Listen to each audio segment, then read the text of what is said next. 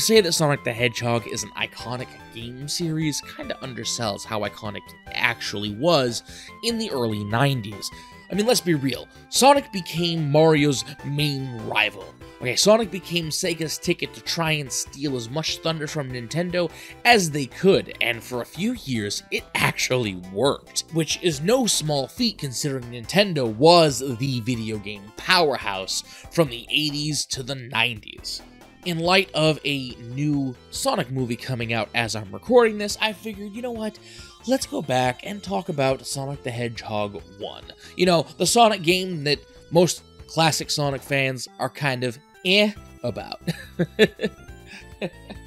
And yes, again, I'm well aware that most ranking lists are kind of vanilla YouTube schlock. You know, most everyone and their mother has done a fucking YouTube ranking list. It's right there just above trailer analysis videos and reaction videos. I completely get it. But at the same time, let's just lean into it. I'm gonna have some fun with it. Maybe there'll be a curveball or two that you aren't quite expecting on this list. But either way, sit down, relax, grab some munchies, grab a drink, and join me, the Atlantean, as we make just another rank list. Sonic the Hedgehog 1 Zones Ranked.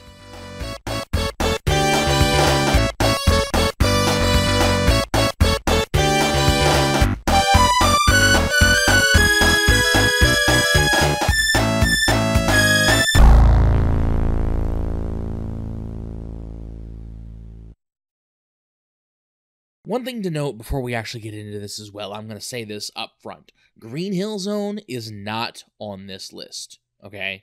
It's not. That may be disappointing to some. Some fans may click away. You know, you may get angry, leave me an angry comment. You know what? That's fine. But the long and short of it is, I don't want to talk about Green Hill Zone.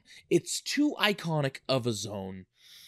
Everybody's already talked about it, and to be completely honest, if I did include it on this list, most of y'all would expect it to be number 1. That's just the general consensus of Green Hill Zone.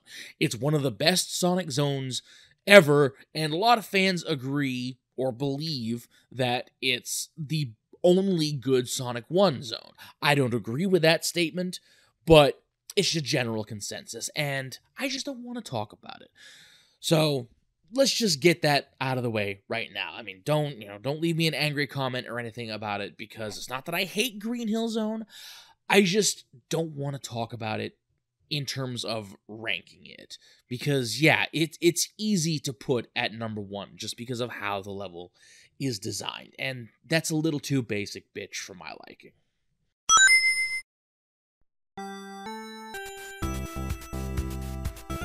Now, this is going to be one that most people are going to be scratching their heads with, you know, Atlantean, why are you putting Starlight Zone at the bottom of a ranking list for Sonic levels?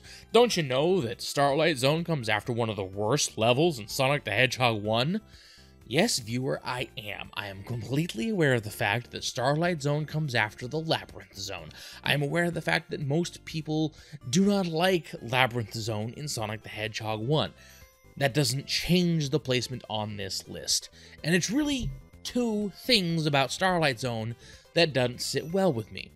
One is, it's a Diet Coke version of Green Hill Zone. That's really what it is. It tries to take some elements that works in Green Hill Zone, but it lacks the kinetic energy that made it work in Green Hill Zone. And the other thing that it's lacking is the danger from Green Hill Zone.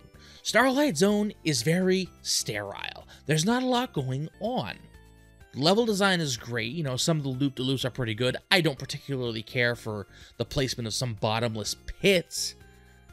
Or the fucking fans. Those fans can jump right off a cliff and just get destroyed. I will not care.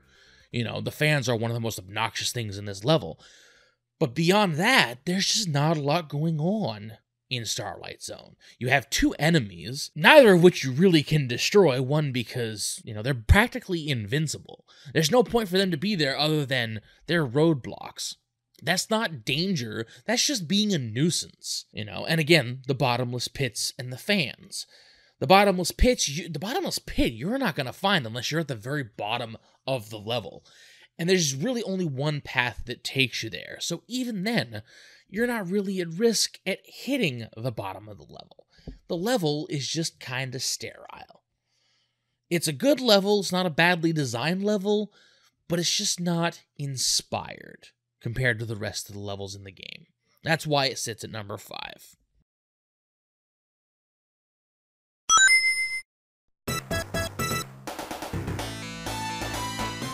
Okay, yeah, I'm cheating with this one. I'm cheating, but just roll with me for a bit.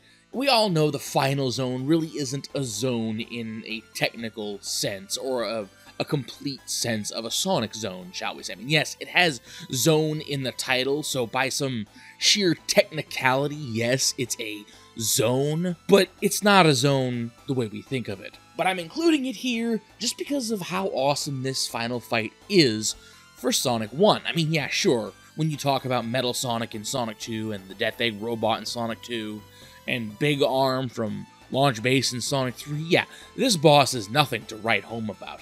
But for our first outing of Sonic 1, and the fact that you go through 6 very long, excruciating zones, and then to come to this point, yeah, it's a really nice send-off. It has that level of finality to the game. It just does wonders. You know, it's short, sweet, to the point, it's not overly bombastic, and you get some satisfaction out of it, especially if you go and destroy Robotnik's little machine as he's escaping, which is one of my favorite things to do.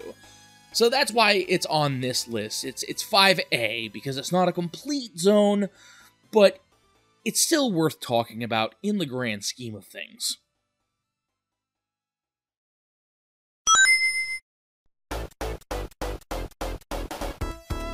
Coming in at number 4 is Spring Yard Zone. Now this level's actually a lot of fun. I thoroughly enjoy this level.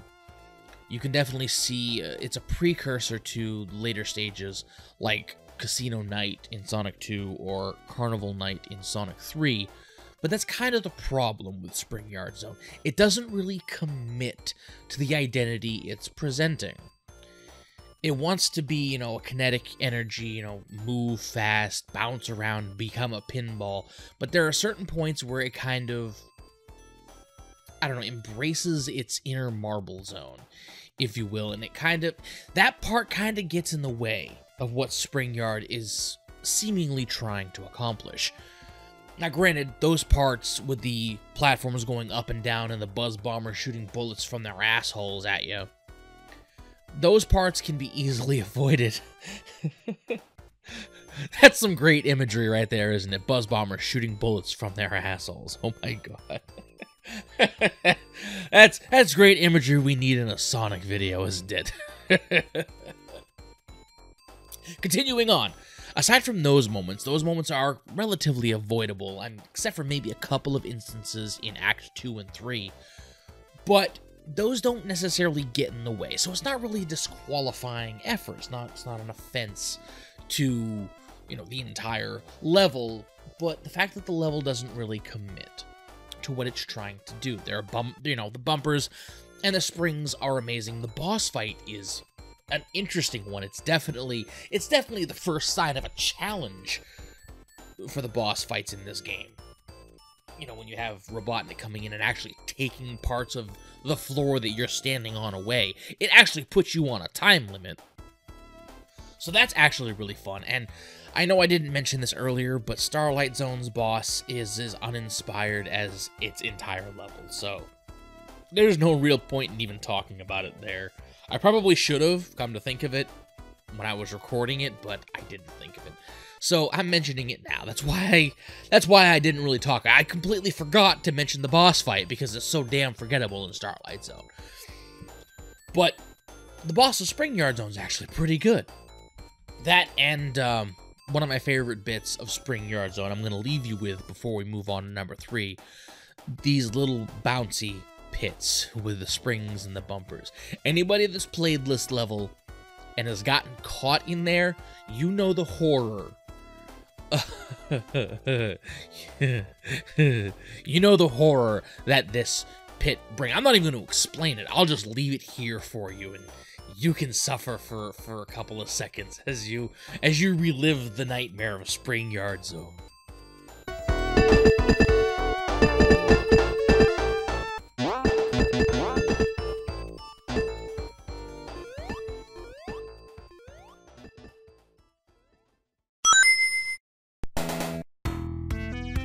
Coming in at number 3 is Marble Zone. Now, most people will say Marble Zone is where the game kind of kills its momentum. And that's absolutely true. Marble Zone is the zone that takes all of the momentum you earned in Green Hill Zone, chucks it in the bin, and says, okay, now that you know what kind of speed you can get, what you can do with all of that speed, now is the level where you learn how to platform. Because let's face it, if you can't control Sonic well enough to be able to make precision jumps and just be able to clear platforming challenges at slow speeds, there's no way in hell you're going to be able to do it at high speeds. Green Hill Zone, when you actually look at it, Green Hill Zone was designed to be easy. It really is. Is Green Hill Zone a good level? Absolutely, but it was designed to be easy. It's not hard to build up speed in Green Hill Zone. It's actually one of the easiest levels to build up speed, and that's what the game was going for. Marble Zone says, okay, now that you've done that, you need to learn how to platform. And at the core of the game, Sonic is a platforming game.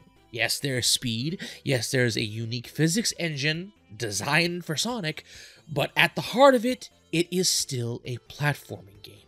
And this level exemplifies it perfectly. And that's actually why I love it so much. That's exactly why Marble Zone comes in at number 3. If you look at the other levels on this list, I brought forth a bit of an objective reality to why those levels placed where they did on this list. Let's recap a little bit. Starlight Zone, objectively is a weaker version of Green Hill Zone. It doesn't have much of the same energy, and it doesn't have nearly as much going on as Green Hill. So it doesn't have much going on anyway, it's just sterile. Spring Yard Zone, again, objectively, you can sort of see the idea it had, but it doesn't commit, and so it kind of drags the level down. Marble Zone is a dedicated platforming level, effectively following a dedicated speed level. Labyrinth Zone, I can't think of anything really objective to say about why it deserves to be number 2. I mean, if I was really being honest about this, and cutting out all amount of subjectivity, Labyrinth Zone wouldn't be above Marble Zone. Labyrinth Zone would be below Marble Zone because Labyrinth Zone's effectively Marble Zone with water instead of fire. It is a platforming zone with a lot of flat areas. There's no real room for speed. It's just a challenge level. It really is. But that's actually why I love it so much. I think that's actually why it sits at number 2. And it really is purely subjective at this point. I mean, I get it. It's a rank list. Most rank lists are subjective. But the more I started recording this, the more I thought about it. I'm like, there really isn't anything objective I could say to justify Labyrinth Zone being number 2. So take this as it being, the only real subjectively based one on this list. Labyrinth Zone is number 2 for me simply because I love the challenge. I understand that it's not everyone's cup of tea, and that's perfectly fine. I get it. Water zones kind of suck, especially in Sonic when, Sonic doesn't swim. But at the same time, there's just a part of me that cannot shake the love of that challenge.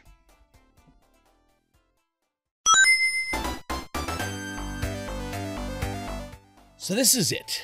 Final level, Scrap Brain Zone. Number 1, top of the list. Now, actually unpacking Scrap Brain Zone is going to be a task that is well beyond the scope of this video, but the long and short of it is, Scrap Brain Zone takes a lot of the best parts from the earlier levels and compresses them right into one final gauntlet before the final boss, basically. One final gauntlet before you confront Robotnik.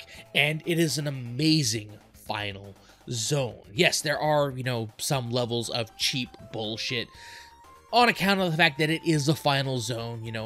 There's going to be danger that you need to pay attention. Okay, that's just the nature of being a final zone. It happens in video games. All over this. It's just video game 101. The last level is always going to have bullshit. That's just a given. But setting aside the obvious bullshit that even gets me from time to time, it's trite bullshit. Setting aside that, you have a good mixture of speed areas. You have a good mixture of platforming areas. You even have one mixture of an underwater area in Scrap Brain Zone Act 3. And if you completed Labyrinth Zone Act 3 by figuring out the fast way to get through that without risking drowning or taking too long in the level, you can take that knowledge and actually subvert most of Scrap Brain Zone Act 3 in a similar manner. Although, instead of taking the top route like you do in Labyrinth Zone, you actually beat the platform to the bottom in Scrap Brain Zone Act 3. It's a bit of a flip, but it does cut out a good majority of the level, and that only comes if you know what you're doing, if you know where these places are, if you know how to get around.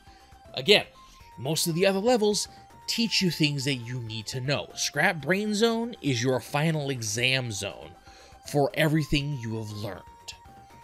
And that's why it sits at number 1. Is it well designed? Not really. There's some questionable design aspects of it. And again, some of the bullshit is just straight up bullshit. But once you get past, some of the design issues and you memorize a lot of the bullshit that is just there to catch you off guard, this level becomes phenomenal. This level becomes one of the best zones to play. It is amazing.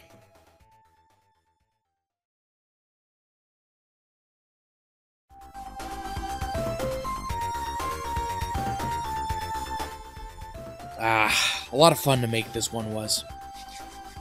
Definitely time consuming though, and that's probably what it's going to be if I ever do more of these. I intend to, but coming up with things to talk about is the challenging part. So it's not going to be an every week or an every other week thing. It'll probably be once every month, if I can manage it. But that being said, hopefully you enjoyed this, and if you didn't, well, I'll try again next time. But keep your eyes open for the next one coming down the turnpike. I'm going to try and get it done in a couple of weeks, maybe 3 weeks at most, depending on my time schedule. But there will be another one soon. So, until then, I'm the Atlantean, and I'm telling you, have yourself a glorious day.